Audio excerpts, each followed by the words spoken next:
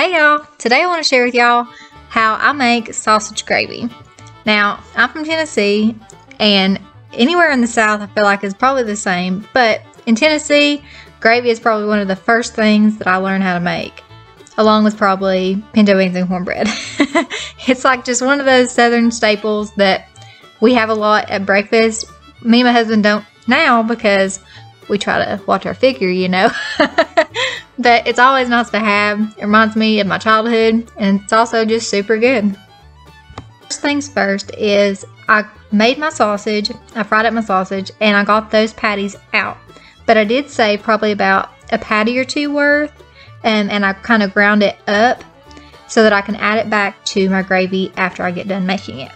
Also, I should note that there should be probably about a teaspoon per person of oil in the bottom of your pan to make gravy. So for this, I have probably about 2 teaspoons worth of grease in the bottom of my pan.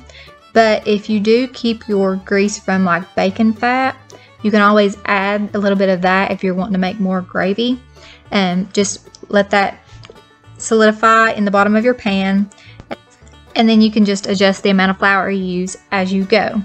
For this, the amount of flour is maybe 3 tablespoons, just give or take. You'll just want all of your oil to be saturated within the flour, and you're going to want to let it kind of cook together just slightly to just incorporate, and then you're going to add milk.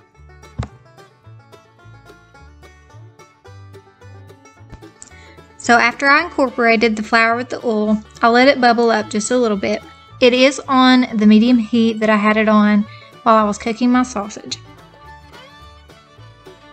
So next I'm going to get my milk, and if this is your first time making gravy, you can always go by about 1/4 cup increments on adding your milk, just to get you used to seeing how much it's going to thicken up.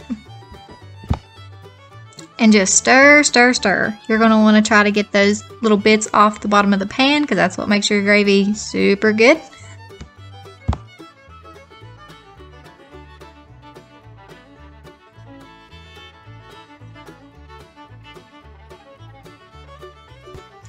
Honestly, it's fail-safe. If you get a little bit too much milk, just let it like bubble there for a little while, and it will thicken up eventually. You just may have to stand with it and let it thicken up. Just like with anything, you can save it if you kind of mess up with this. It's not something that you're going to completely ruin it if you add a little bit too much milk.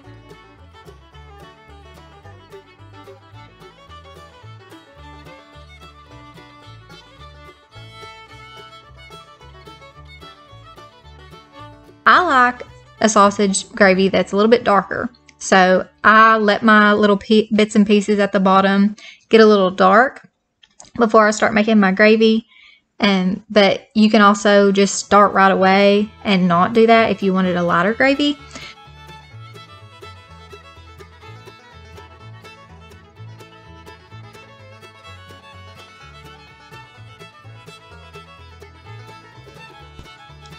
So next I'm going to add some salt. Depending on the type of sausage you got, or if you're making a bacon gravy, which you can also do, you may not even need any salt. It really depends on your preference of how salty you want your gravy. I kind of like it salty. But you can also add pepper if you'd like at this point. But then we're going to also add our little bits of sausage.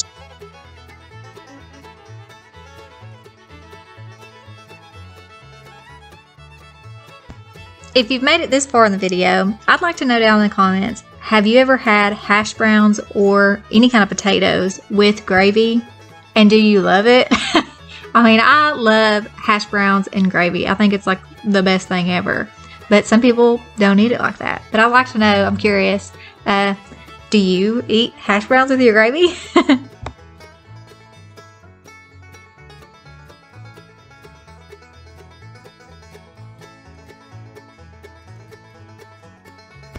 Looks good to me. Time for a taste test.